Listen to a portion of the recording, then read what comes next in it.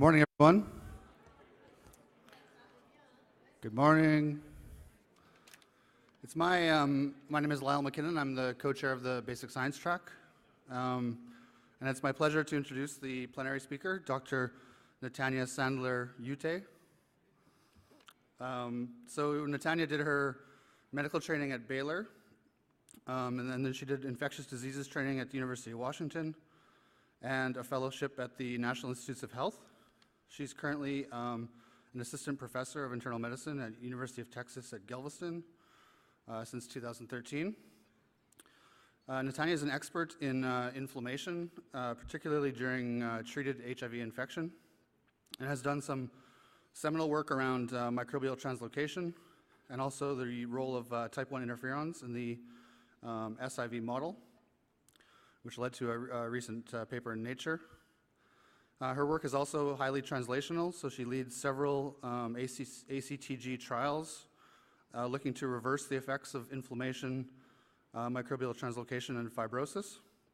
And she's also the co-lead of the United States Military Research Program for Immune Activation Group. She's published more than 35 papers, many of which have been cited over 100 times, and a paper on soluble CD14 that was cited, has been cited over 400 times so far, and really was had a major influence in the field. Another CV highlight is she's also won the Croy New Investigator Award for 4 straight years, after which presumably they just decided that she wasn't new anymore. But I'd like to welcome Netanya to the stage to give the plenary.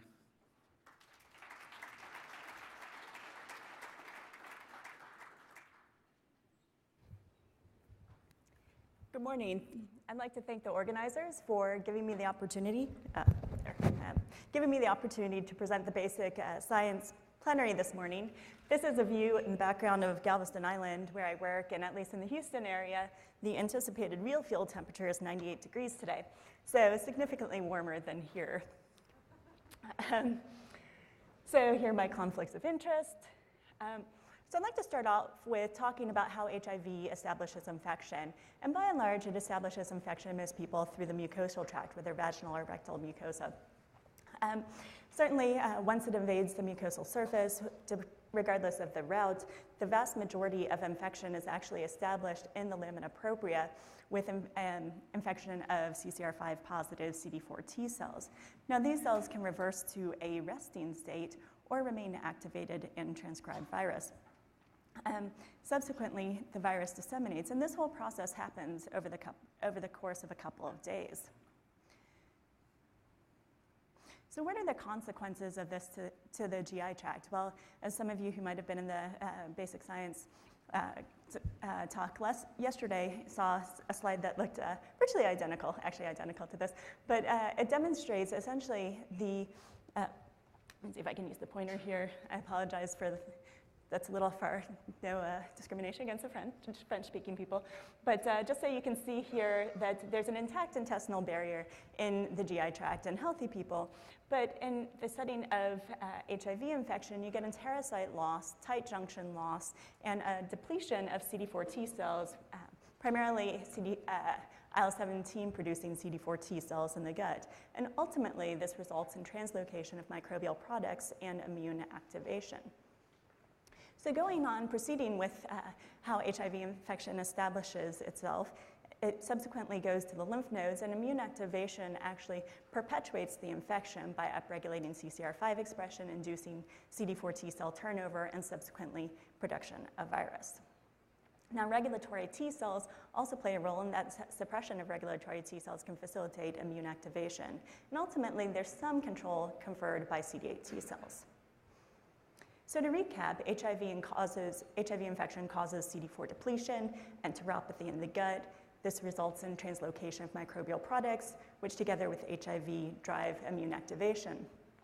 Subsequently, immune activation facilitates the development and recruitment of more target cells, which then produce more HIV. This perpetuates the whole immunodeficiency model, and subsequently, one of the other consequences of immune activation is suppression of thymic output, lymphoid tissue fibrosis, which limits CD4 T cell production and TMB cell production. So then you get more immunodeficiency, which leads to poor pathogen control. And this includes CMV and potentially parasites as well. And this further contributes to immune activation. One of the other long-term consequences of immune activation is chronic inflammation, tissue damage, coagulopathy, ultimately culminating in end organ disease, cardiovascular, hepatic, renal disease, as well as mortality. So immune activation is a very broad term, and we use it loosely, and people use it to include everything from cellular activation, macrophages, dendritic cells, cytokine production, TNF, IL-6, acute phase protein production, D-dimer, tissue factor, microbial sensors such as LPS-induced monocyte activation as represented by soluble CD14. And then there's also immune activation of the adaptive system with increased turnover of T cells and B cells and low antigen responsiveness of these cells. So to put it all together here in terms of contributions of various pathways to inflammation, you can see that I mentioned already the excess pathogens, the microbial translocation, decreased regulatory T cells, and of course HIV. But in the current era now with suppressive antiretroviral therapy and with people living longer with HIV infection and living generally better lifestyles, there's also a contribution of not only lipodystrophy, but also metabolic syndrome due to sedentary lifestyle, good appetites, and so forth. And there's a contribution of antiretroviral drugs as well. So with regards to comorbidities, HIV-infected people are actually at increased risk of having multiple comorbidities at younger ages. So you can see here, if you look at the 50 to 54-year-old group, they actually resemble, in terms of the number of comorbidities, 3 plus 2, 1, et cetera, more of the 55 to 59-year-old range. And then if you look at the people over the age of 65, almost all the people over 65 have at least one comorbidity, with 70+% having more than 2 or more comorbidities. And with regards to what these comorbidities are, you can see that there's statistically significantly higher rates of hypertension, myocardial infarction, peripheral artery disease, as well as renal disease. But you can see the overall trend is that in every single comorbidity that is shown here, there's an increased risk in HIV-infected people. So what are the evidence that inflammation may actually be associated with comorbidities and ultimately mortality? Peter Hunt did this elegant study in which he showed that intestinal fatty acid binding protein, which is associated with which is a marker of enterocyte death, soluble CD14, again representing increased LPS binding protein, or increased LPS-induced monocyte activation, both of which confer increased risk of mortality. Then there are some of the classic inflammation and coagulation markers, IL-6, D-dimer, TNF receptor 1, CRP, that are also associated with an increased risk of mortality.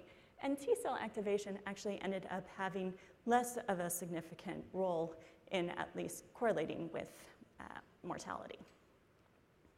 So going on to look at this figure again, how can we interfere with this inflammation and potentially, hopefully, attenuate mortality, or at least delay the onset of comorbidities and mortality in HIV-infected people? Well, we can start by targeting inflammation itself, the end consequence of all of these. And we actually started to do this by looking at type 1 interferons. And type 1 interferons are kind of the global stimulator of immune activation. They recruit CD4 T cells to the cervix in acute HIV infection.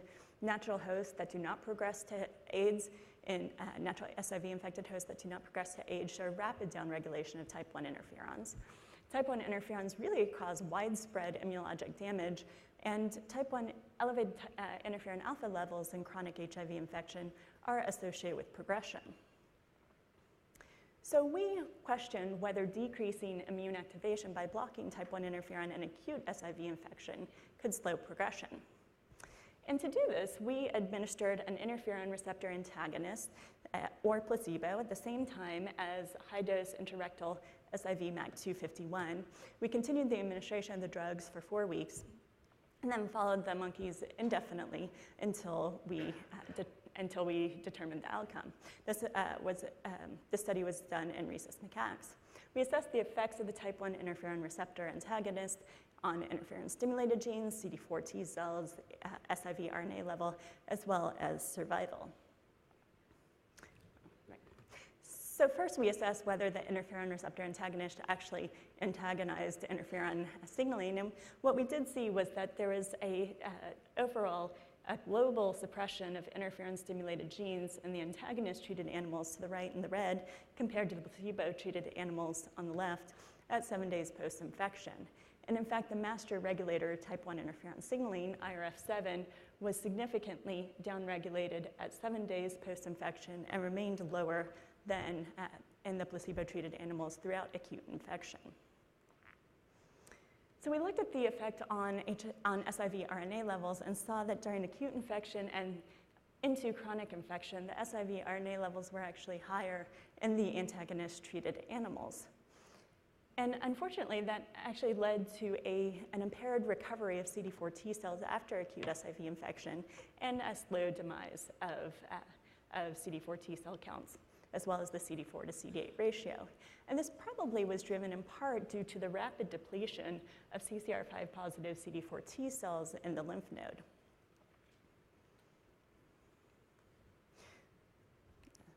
There. Okay, so why were the SIV RNA levels elevated? Well, one factor that we noticed was that there was impaired virus sensing. And specifically, there was impaired sensing of SIV RNA levels by endosomal toll-like receptors, TLR3 and TLR7, as well as RIG-I, and impaired cytoplasmic DNA sensing by CGAS at 7 days post-infection. So this very early impaired sensing may have contributed to the increased SIV RNA levels. One other factor we looked at was restriction factors. And what we saw was that there was a suppressed expression of TRIM5, ApoBec3G, MIX2, and tetherin in the peripheral blood by sequencing. And this actually corresponded to what we saw in the tissue with decreased expression of ApoBec3G protein in the tissue, as well as the other restriction factors. And what you can see here from this figure of how these restriction factors work, TRIM5, CMHD1 and ApoBec3G, MIX2, and tetherin work at this whole range of aspects of the HIV or SIV life cycle. So it was really impairment of the restriction factors and probably viral sensing that contributed to the higher viral loads. So ultimately, what we care about is survival. And what we saw was that the placebo animals lived long, happy lives. They went on to enroll in other studies. Okay, it wasn't necessarily informed consent, but in any case, the antagonist-treated animals actually started succumbing to infection at 24 weeks post-infection, and subsequently all of them had to be euthanized by 32 weeks post-infection. So blocking immune activation in acute infection does not improve clinical outcomes and actually appears to worsen them. So what if we targeted inflammation during chronic infection? There have been several studies looking at this. There was a recent study with the ACTG looking at aspirin, and actually what they saw with aspirin is in treated HIV-infected people that there's no impact on soluble markers of inflammation or T cell activation. There's a study years ago of celecoxib, a COX-2 inhibitor, in untreated HIV-infected people that showed a decrease in CD8 T cell activation. Statins are currently being studied in a huge 5,000 plus person study looking at hard endpoints, cardiovascular outcome and death.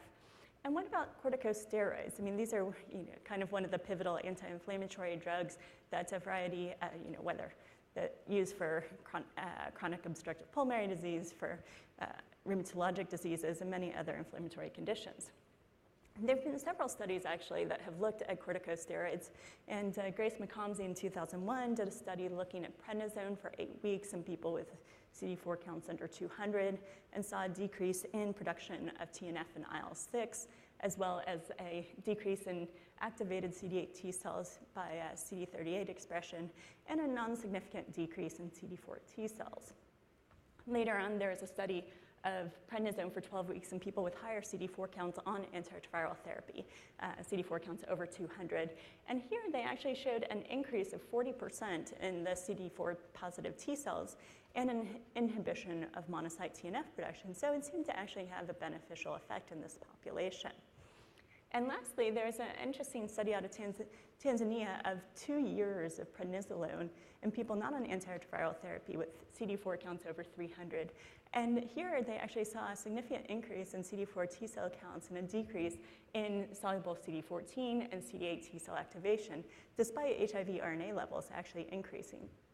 So it seems that this may be a feasible way to decrease immune activation, increase CD4 T cell counts. Of course, it comes with the caveat of all of the side effects of corticosteroids, which are not necessarily tolerable. So what if we targeted excess pathogens? Well, one way we can do that is with valganciclovir targeting CMV. And Peter Hunt did this study of 8 weeks of valganciclovir.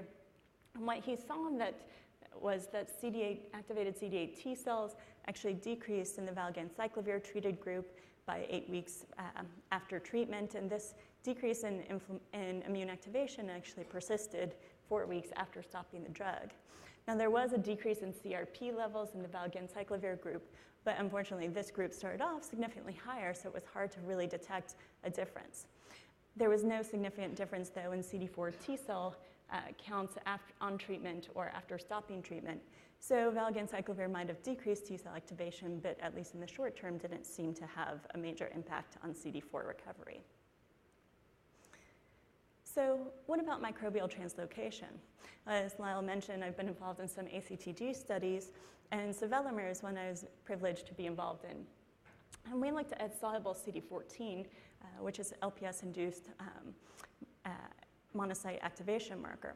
And just to step back a minute, sevelamer is a phosphate binder that actually binds to bile acids. Bile acids in the GI tract bind to LPS and facilitate LPS recirculation through the liver. So by binding bile acids, sevelamer can prevent LPS recirculation.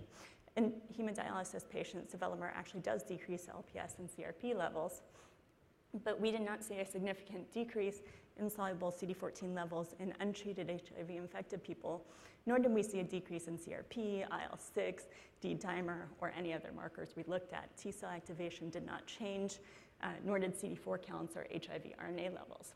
The one significant finding we did see was a decrease in LDL and soluble tissue factor. Raising the question, maybe it could have some beneficial cardiovascular effects, but certainly this study was not powered or long enough to detect such a difference. So rifaximin is a luminal antibiotic. It's used often in people with hepatic encephalopathy. Certainly decreases the bacterial load in the GI tract. It's been used with some efficacy in people with irritable bowel syndrome as well. And in this study, also from the ACTG of immunologic non-responders, what was found was that rifaximin compared to placebo had a relatively significant less of an increase in CD8 T cell activation. Now you'll notice that the rifaximin group actually started out higher than the placebo group. So there is some noise in this assay. So really concluding anything from the study is difficult, particularly as monocyte activation, soluble CD14, IL-6, CRP, these markers that are really predictive of mortality in chronic treated HIV infection did not change. In addition, these were immunologic non-responders, as I mentioned, and CD4 T cell recovery did not improve. So I'll just touch briefly on probiotics. There have been some studies, certainly some elegant studies in non-human primates suggesting a beneficial effect of probiotics. There's currently a study going on in HIV-infected people that just started actually recently, looking at the effects of probiotics on inflammation and microbial translocation, as well as HIV disease, CD4 T cells, et cetera. So what if we targeted HIV-associated fat and metabolic syndrome? There aren't a lot of studies out there right now looking at this. Thomas Sarton is a study that we just actually completed showing, looking at the effects of this partial PPAR gamma agonist and angiotensin receptor blocker on fibrosis and inflammation. And we specifically did biopsies of lymph nodes and adipose tissue. And we'll be looking at adipose tissue inflammation, cell populations, and gene expression. What about exercise? Well, if anyone has tried to get someone to exercise or tried to get themselves to exercise after 40 or 50 years of a sedentary lifestyle, you realize how hard it is to actually implement this, although it probably would have some beneficial effects, and certainly studies of neurocognitive disease have shown a benefit of exercise. So antiretroviral drugs, back in the days when it was really a lot of NRTIs, zidenosine, stavudine, the earlier protease inhibitors where they elicited a lot of dyslipidemia, insulin resistance. There's concern about antiretroviral drugs actually contributing to cardiovascular events. And the data from the SMART study and the START study have certainly showed that starting antiretroviral drugs early, and certainly as early as possible, is beneficial. And stopping them intermittently does not confer a cardiovascular benefit, and actually confers an increased risk of cardiovascular events.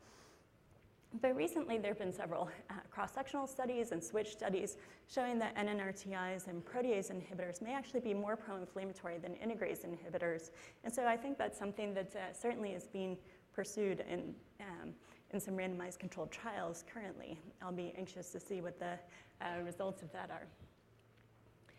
So lastly, what about HIV production? Well, there have been some studies of intensification with Maraviroc and integrase inhibitors, raltegravir, and none of these have really been successful in further suppressing the reservoir or improving inflammation. So one aspect we could try is going back to that slide where I started looking at the establishment of the HIV reservoir. We could start by trying to minimize the reservoir from the very beginning and see if that impacts inflammation. And one study to look at in particular is the study out of Bangkok, Thailand, the RV254 study sponsored by the Department of Defense and many other sources.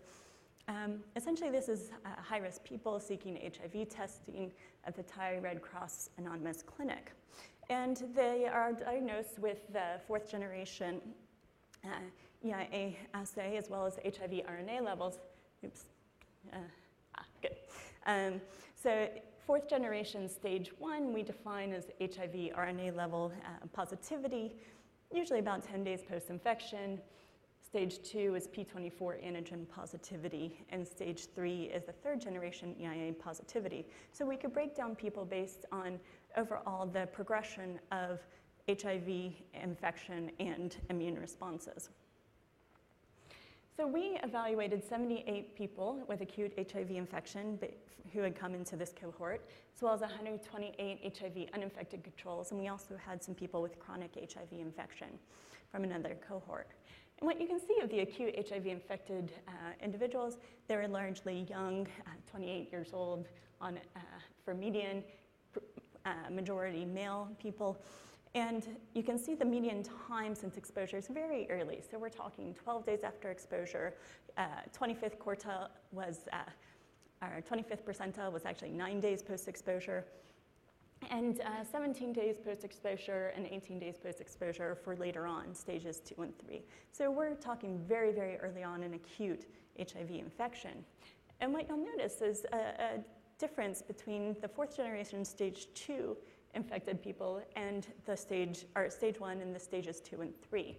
Stage 1 have higher CD4 counts, 451, lower viral loads, and compared to that, stages 2 and 3 are more advanced with lower CD4 counts and higher viral loads.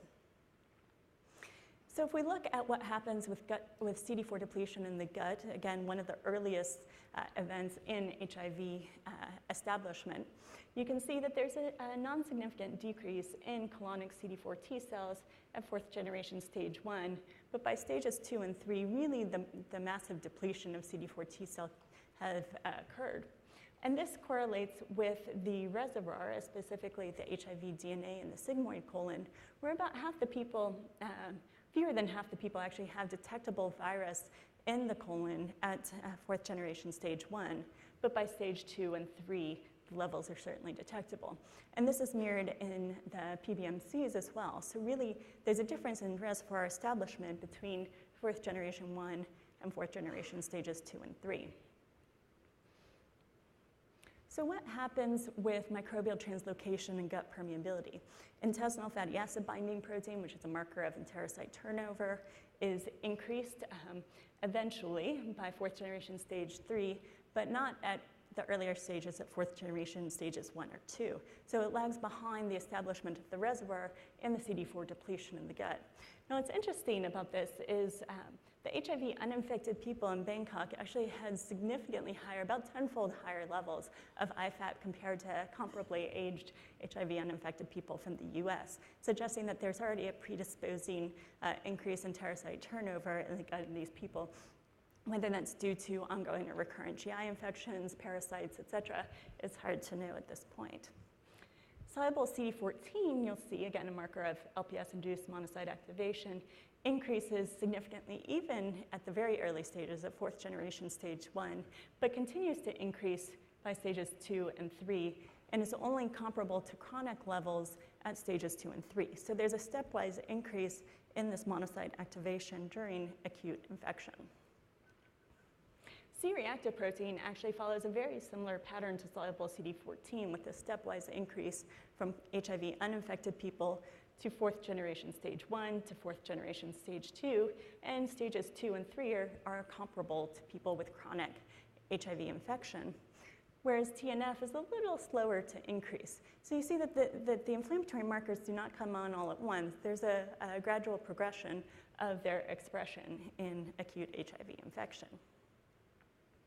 So IL-6 signaling is really coming into the forefront, and there's an interesting phenomenon of a buffer system set up by soluble GP130 and the soluble IL-6 receptor.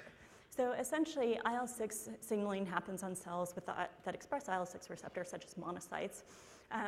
But there are a lot of cells that do not express the IL-6 receptor, but a phenomenon called transsignaling, in which IL-6 signals through the soluble IL-6 receptor and binding membrane-bound GP130 can exist, and so therefore soluble IL-6 receptor actually potentiates IL-6 signaling systemically.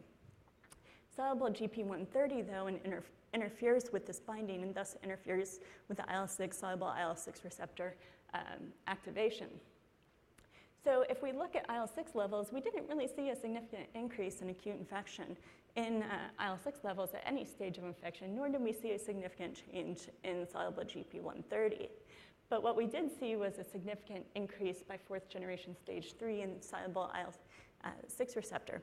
You might also notice in the units here that essentially here the IL-6 levels are half to 1 picogram per mil, as opposed to the soluble GP130 levels that are in the order of 100 nanograms per mil, and the soluble IL-6 receptor levels that are on the order of 10 to 20 nanograms per mil. So really this buffering system is present at a much higher concentration than the IL-6 levels themselves. So what about fibrosis and coagulation? Well, early on, hyaluronic acid, which is a marker of collagen breakdown and therefore thought to be a marker of collagen deposition with the increased collagen turnover, is increased at fourth generation stages 1 and subsequently increases between stage 1 and 3. So again, a gradation in terms of increasing collagen deposition. D-dimer levels follow a similar pattern with an increase in activation of the coagulation pathway during the development of acute HIV infection, and subsequently by stages 2 and 3 are comparable to chronic infection. Now, people have asked about how these levels might correlate with the reservoir, and if we look specifically at integrated HIV DNA in peripheral blood on nuclear cells, what we see is that this marker of inflammation, the soluble IL-6 receptor, soluble CD14, and hyaluronic acid all are associated, higher levels of these markers are associated with higher levels of integrated HIV DNA, suggesting that certainly there's an interplay between inflammation and reservoir establishment. Now, which causes which, or whether neither causes the other and they're both driven by independent factors, has yet to really be clearly determined, but it certainly is provocative that they are so tightly connected. And if we look at actually what happens with the colonic CD4 T cells, we see an opposite pattern. Certainly it's not surprising that higher plasma HIV RNA levels are associated with greater colonic CD4 depletion, but increased microbial translocation, if we can use soluble CD14 as a surrogate of that, is also associated with greater colonic CD4 depletion and with hyaluronic acid, which may be a marker of increased fibrosis, particularly in the gut and lymphoid tissue, is also associated with CD4 depletion. So there is, again, this correlation, this tight connection of all of these pathways that are establishing HIV infection in the host very early in infection. So what happens if we start antiretroviral therapy very early on, and we're talking an acute HIV infection? On average, people started antiretroviral therapy about 2 days after diagnosis. So if you remember, for the 4th generation stage 1, 12 days plus, on average 2 days later, so 14 days after exposure. In the certainly stage 2, it would be 19 days, stage 3 on average 20 days after exposure. So we're talking the first 2 to 3 weeks after exposure, people are starting antiretroviral therapy. Now everyone was started on tenofovir, emtricitabine, and efavirenz, and then there was this mega heart regimen in which maraviroc and raltegravir were added. I'll say that these groups have been analyzed separately, and there have been no significant differences between groups, so we pulled the data for analysis. So with looking first at biomarkers of inflammation, what we saw was that CRP levels significantly declined in the first 12 weeks after initiating antiretroviral therapy. And you'll see in the purple chronic HIV infected people on antiretroviral therapy, and in the blue untreated chronic HIV infected people, these levels decreased to levels less than what is seen with chronic HIV infected people. But you'll notice in the black, the levels of HIV uninfected people. Now these are the young people from Thailand that are used as controls, and the levels are still significantly higher, even going out to 96 weeks of antiretroviral therapy. So levels decreased but did not normalize.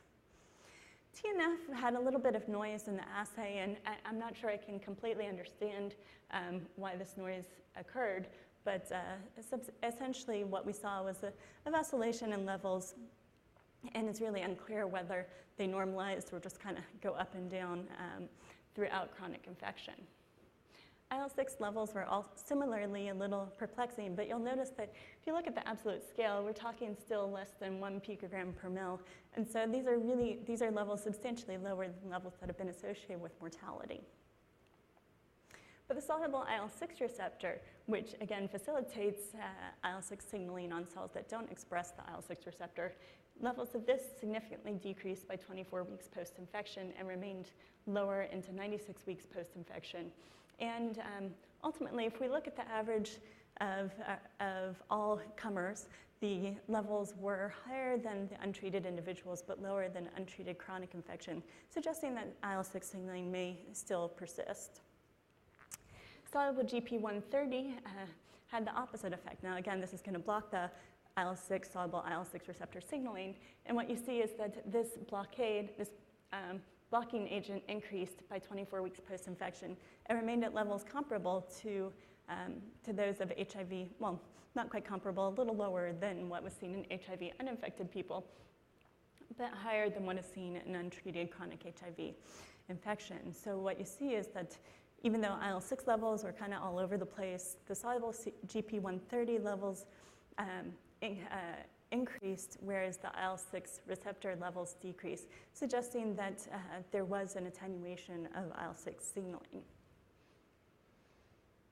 So then if we look at gut permeability and microbial translocation, intestinal fatty acid binding protein, again marking enterocyte turnover, actually increased in the first 2 weeks of antiretroviral therapy. Now, this is similar to data presented yesterday at the Basic Science talks, and actually there have been other investigators that have seen similar patterns, and some data that we presented at CROI, some data we presented at CROI this past year, actually we saw an increase in IFAP levels in the first several weeks of treatment with IVR, emtricitabine, kind of going in and out here. Tenofovir, entericidobine, enafavirenz, or tenofovir, entericidobine, and cenicriviroc, which is a CCR5 antagonist. So whether it's a global antiretroviral phenomenon or whether it's an impact of tenofovir or entericidobine remains to be determined. I could imagine that there might be some mitochondrial toxicity to enterocytes, or there might be some other factors associated. But regardless, you'll see that levels of IFEP increase to what's observed in the chronic HIV-infected people on antiretroviral therapy, and certainly higher than what is seen in the HIV-uninfected people. Soluble CD14 levels, however, decreased during antiretroviral therapy, and in all three groups, soluble CD14 levels had decreased significantly compared to baseline by 12 weeks of antiretroviral therapy.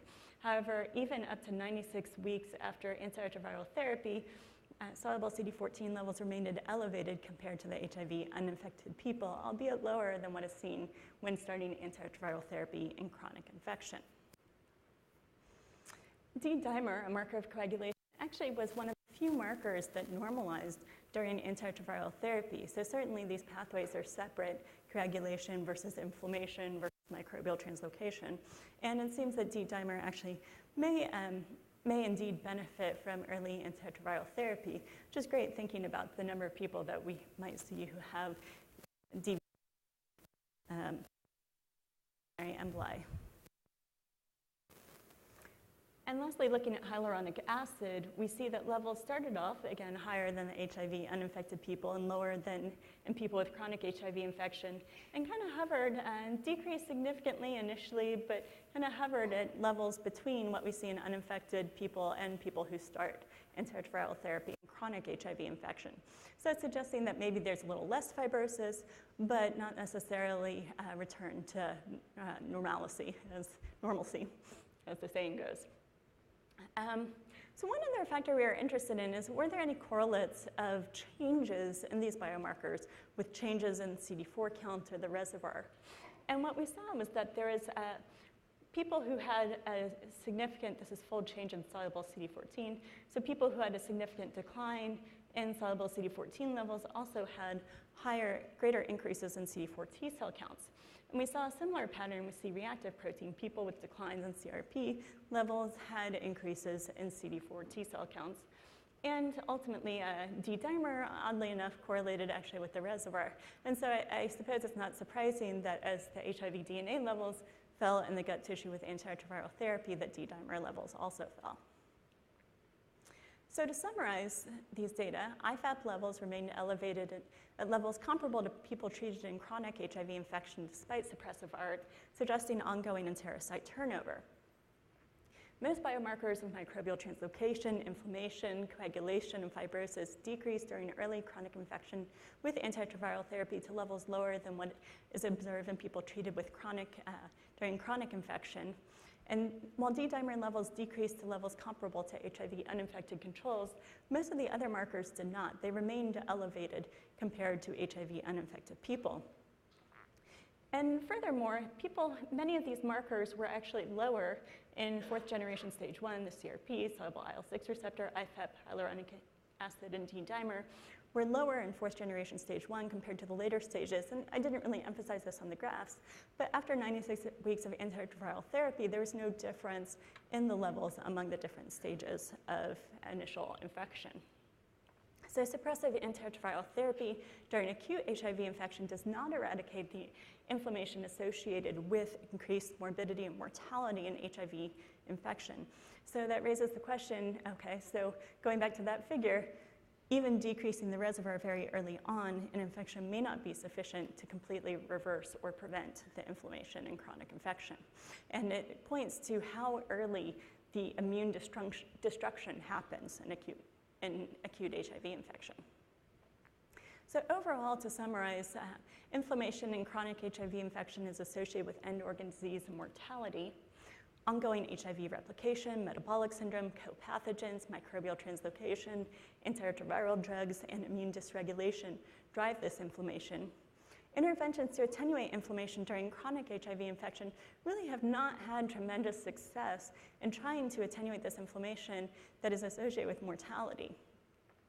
However, blocking inflammation in acute SIV infection, depending on the means, may actually be detrimental and not only doesn't seem to have an impact in impairing disease progression or improving CD4 T cell counts. Whereas suppressing HIV replication with ART may actually decrease but does not normalize most markers of inflammation. And I think that there's still much that needs to be done in terms of exploring other means to decrease inflammation, and perhaps prevention may be our best bet. So whether immune dysregulation that starts very early in infection is actually reversible still remains to be determined. So with that, I'd like to acknowledge just a small subset of people who have contributed to these studies, in particular my mentor from the NIH, Danny Dewick, Irini Soretti, who was key in the RV254 study, as was Jintana Enenwarnich, the funders, and of course the volunteers, humans particularly, who have contributed their time, effort, tissues, blood, and who really have been invaluable for all of this work. With that, I'm happy to take questions.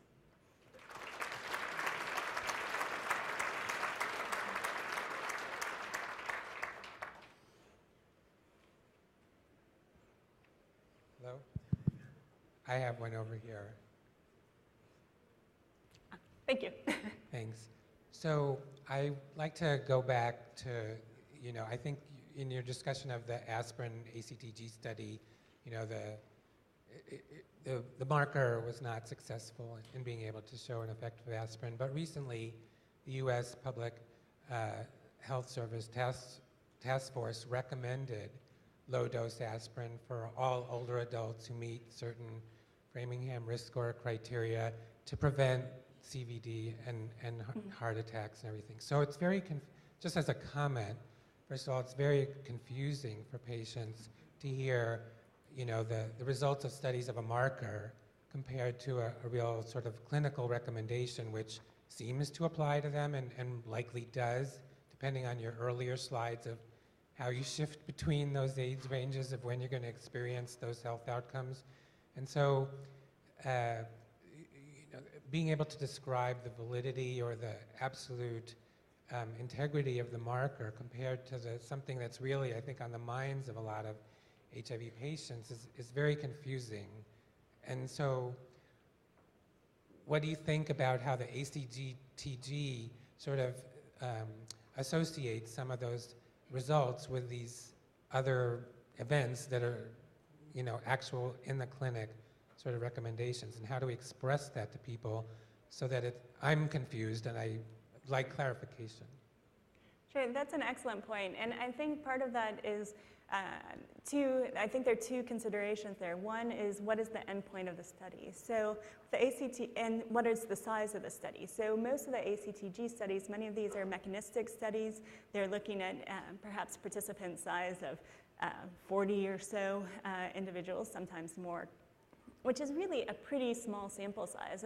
And what they're looking at is really these biological markers that are predictive of mortality, soluble CD14, IL-6, et cetera. They're not looking at the hard clinical outcomes, and often the studies that are looking at hard clinical outcomes are thousands of people. And I think that's, I think I express kudos to people who decided to proceed with the pitavastatin study, which is the 5,000 person study looking at hard clinical outcomes, even though in the smaller mechanistic studies, there hasn't really been an effect of statins. So I think it's really, I agree with you. We should take these mechanistic studies with a grain of salt, recognizing that biomarkers don't necessarily, even if they're predictive of end organ events, doesn't necessarily mean that they're positive, nor does it mean that a 40-person study is enough to detect a difference that may translate to a clinical benefit for people when you look at thousands of people. So thank you for that point.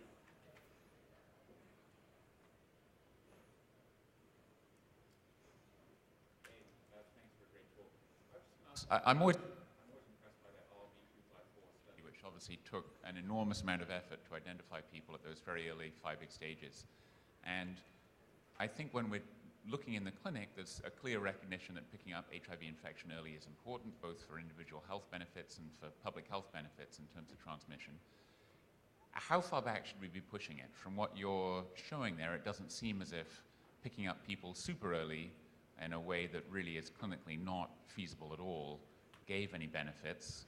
How often should we be, how early do you think we should be picking up infection in order to give somebody the clinical benefits while maintaining clinical feasibility? Well, I think that's a great question, because certainly, if we're talking the very early stages, these may be people who are pre-symptomatic, just because they have, they're just coming in because they've been exposed to HIV.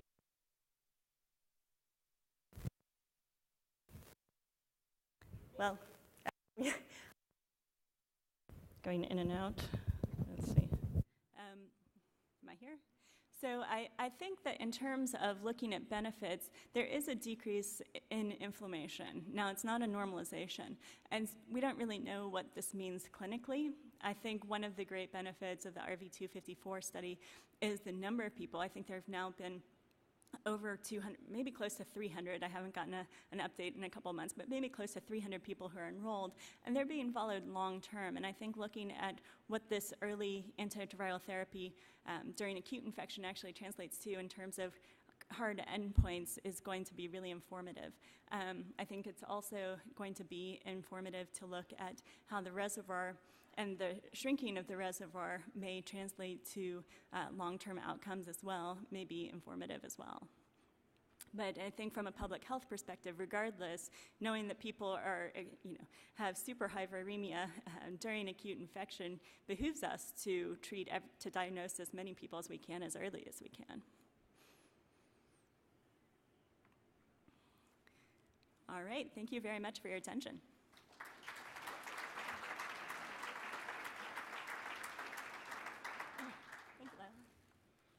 I'd like to thank Netanya for that great presentation. Thank you very much. I get a gift too. It's fun.